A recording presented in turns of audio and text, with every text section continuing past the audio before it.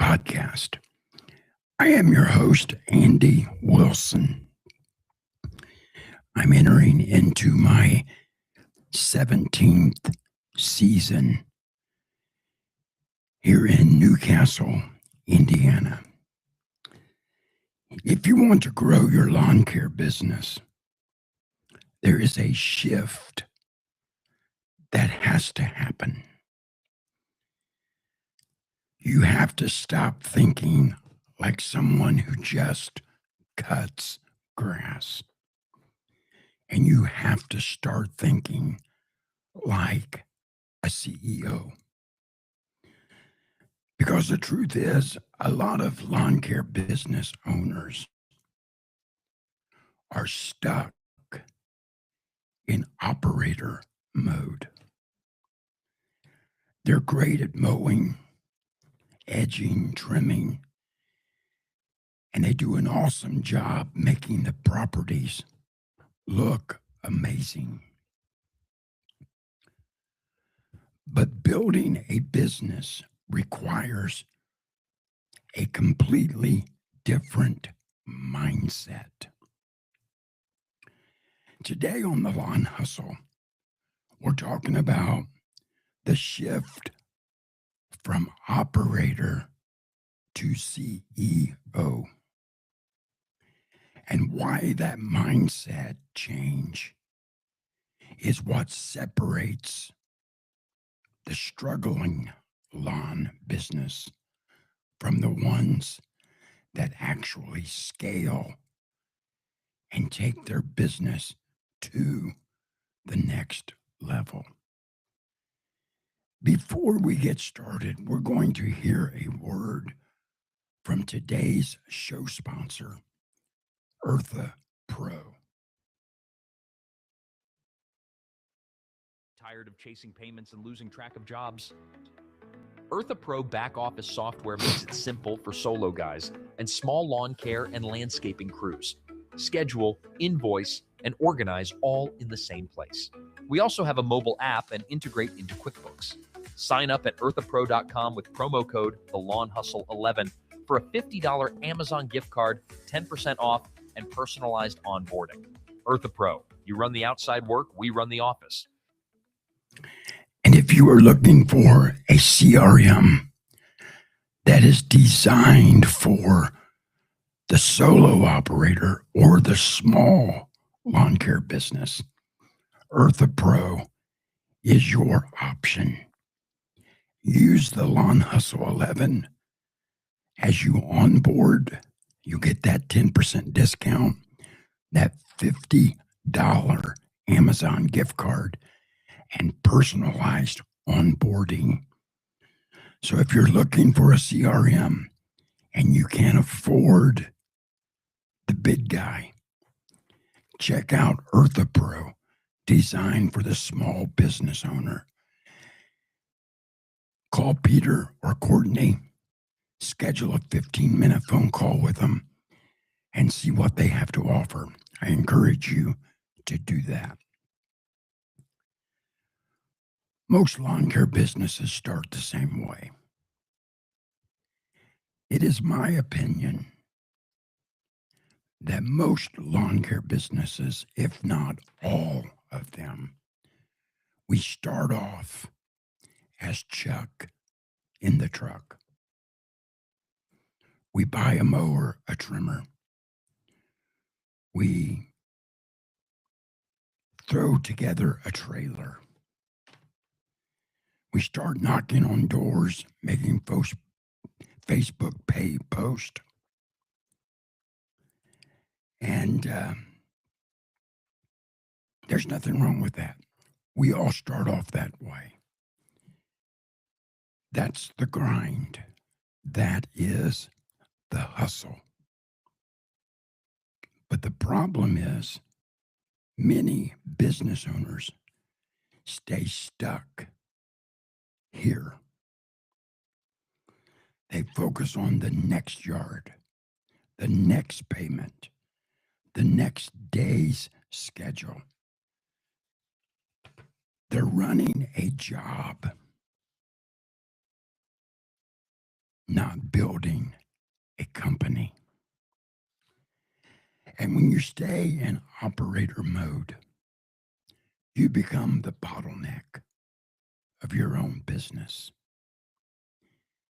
If you're sick, the business stops. If you want a vacation, the business stops. If you're not working, nothing moves. That's not freedom. That is a trap. You need to focus on growing your business so you can scale and take it to the next level, whatever that next level is for you. If it's a financial goal, a client number, whatever your goal is, stay focused until you see it become fruition. You see, a CEO thinks completely different than the operator. A CEO doesn't just think about cutting grass today. They think about systems. How do we create repeatable systems so every property looks the same no matter who is on the mower? You want to create systems that will help you train your employees to where everyone does the job the same way, the same habits of perfection. You see, a CEO thinks about the brand. Number one, I did a podcast a few episodes ago. Your brand is not your logo. It's not your truck wrap or your t-shirts or your hats. Those things are tools that you use to attract potential clients to you. They're tools. Your reputation is your brand. Your trustworthiness is your brand. And a CEO thinks about his brand. He also wants to make sure his crew looks good on the job site. They got that nice shirt, the nice hat. They're not walking around in silky black with orange polka dotted straw on the shorts. They're not into that. They are into looking professional, acting professional. A CEO is concerned about building a team. They want to know, how do we build a team that believes in what you are doing, who buys into your vision, who buys into your goals? How do you build that team? Number one, you begin to train your employees. You begin to invest in them so that they feel like they are a part of the team. And when you share your vision, they buy in. A CEO thinks about profit. How do we make sure that this business is actually making money? You can throw whatever number you want out there and say, that's my revenue. That's what I made. But it's really not. What was your profit? What was your profit margin for the year? And in order to know what your profit is, you have to know your numbers, your income, and what goes out every month. How much do you pay for a shop rent? How much do you pay for supplies to get you to and from the job so you can do the job? You see, when I started out, I was clueless. I did not know my numbers. I didn't have a clue what to charge because I thought, well, 25 or 30 bucks is better than nothing. But when you begin to figure out what it costs you to get to the job, what it costs you to do the job, you minus that from the $25 that you were charging, you're not making any money. You're bringing revenue in, but you're not going to have a profit. So let me encourage you, know your numbers, study them, make them work for you. And if you're not making a profit, raise your price. I've raised my prices again this year. And I hear people blaming the war in Iraq and blaming this person and that person and 3 or 4 presidencies away. But that's not the real reason why you're not making money. The real reason why you're not making money is you don't know your numbers. So you got to start thinking about profit. Last year, we had a 28% profit margin. That is very good for a lawn and landscaping business. Revenue is exciting, but profit is what builds a real company. The CEO mindset asks, how do I build something that works when I'm not the one holding the trimmer? How can I make this work when I'm not riding the mower?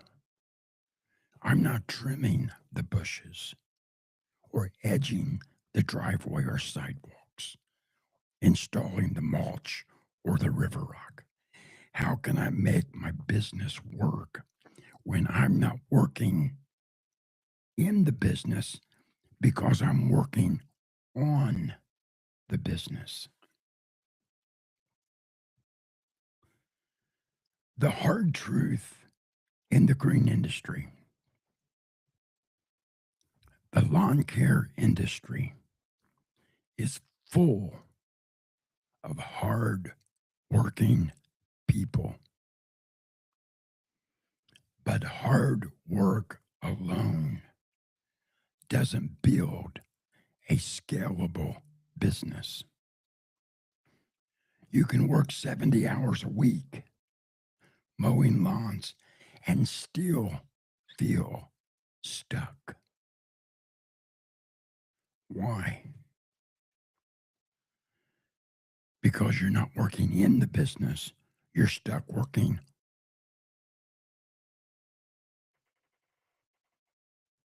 You're not working on the business, you're stuck working in the business.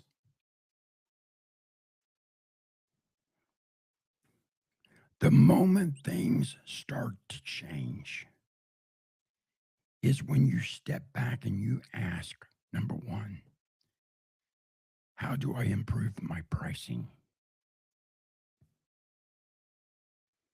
When I am called to give an estimate, When I pull up, I look over the property. I see the level of difficulty, and I charge according to my value, and I charge according to the customer's perceived outcome. What does that individual expect when you're done? When you show up and you do the work, what do they expect from it? Someone come out and said, "You're charging me $65 for a yard that took you 15 minutes. Well, you're not paying me by the hour. You're paying me for my experience and my value. And if that property takes someone else 25 minutes to do, but I can get it done in 15, it's because of the years of experience that I have in the green industry. My value. Do not let any client dictate to you what the price should be. If you pull up to give an estimate and the first thing that comes out of their mouth is, "How much is it?" That's a big red flag. They're probably not my ideal customer because they're more concerned about money than they are the outcome. That tells me they will drop you in a New York minute when somebody stops by and says, "I'll do it $5 cheaper than what you're doing it." But when you work hard and you show up and you're a man of your word, you're a man of integrity, they will stick to you when that guy shows up. I had a guy in town following me around town. My customers began to call me that night and say, "This so and so showed up and said he would do the yard $5 cheaper than what professional lawn maintenance was doing it for." I didn't lose one customer because I've worked hard on building my reputation. I've worked hard on building my brand, and I try to operate with integrity, honesty, and a spirit of excellence. And I expect every job to look the same regardless of the address. When people drive by, I want them to know when they look at that property that professional lawn maintenance did that job.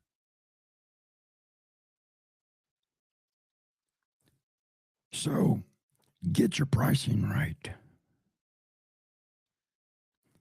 How can I improve efficiency? How can I get the jobs done faster without compromising the quality? How do I build systems for my crews to where if I'm not on the job, it looks as if I had done the job myself? Because I've invested in the crew, I've trained the crew, and I trust them to do the job. One of the hardest things to do is delegate. But if you want to be successful in building a scalable business, you have to come to the fact that there are things that only you can do as the business owner. And then there are things that you can delegate And then there's a lot of things you can eliminate. I've dropped 2 properties recently because they're not my ideal customer. When I dropped them, I got into a neighborhood that I have been wanting to break into since I started my business. I showed up, cut down some ornamental grasses, trimmed some bushes, mowed a property, and as I'm leaving, a neighbor runs out of his house, flagging me down at the street, wanting to know if I could possibly start taking care of his property. So I dropped to that's not my ideal customer, and I pick up to that is my ideal customer. So you want to help by raising your prices, by improving your efficiency, and by developing systems for your crew. When they show up every morning, they know we load the trailer, we load the handheld power equipment first. We make sure there's 2-cycle gas or batteries, whatever equipment we're using for that day. And then we decide, according to the day's schedule, which mowers do we need to take with us. We load the mowers. We make sure we have checked the air in the tires. We have checked the oil. We are ready to go. It's spring. It's go time. So you better be ready to go when it's time to go.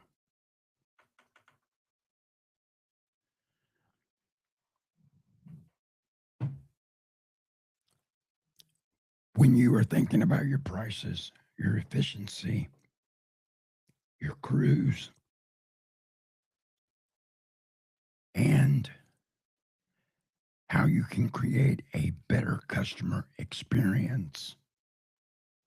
When you think about these things, that's thinking like a CEO. You have moved from thinking like an operator. You have moved from thinking about cutting grass to what can I do to help scale my business, to grow my business, to increase our revenue, to decrease our outcome so we can have a higher profit and create more revenue and a greater profit margin. This transition doesn't happen overnight. It's difficult. Most lawn care businesses go through phases. First, you're the worker. Then you're the business owner. And eventually you become the leader. Leadership means your job changes. You're not just cutting grass anymore. Now you're responsible for vision, for culture, for growth, for opportunity. And that is a powerful thing. Because when you build something that is bigger than yourself, you're not just creating income, you're creating impact.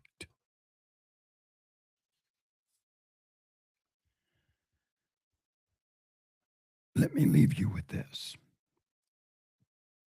The mower might start the business, but leadership is what grows the business. At some point, every lawn care business owner has to decide, am I just going to cut grass for the rest of my life? Or am I going to build a company legacy, something bigger than myself.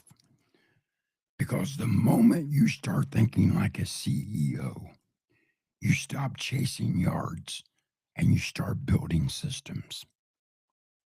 You stop doing everything yourself and you start building people.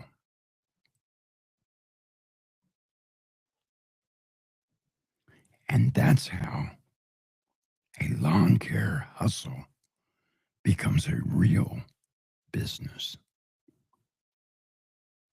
And that's what the lawn hustle is all about. So let me encourage you, stop thinking like an operator and start thinking and planning and acting like a CEO. Thank you for listening to The Lawn Hustle. We'll talk again real soon. And until we talk again, remember, the grass is always greener where you water it. Keep hustling. Keep making a profit. I appreciate you. We'll talk again real soon.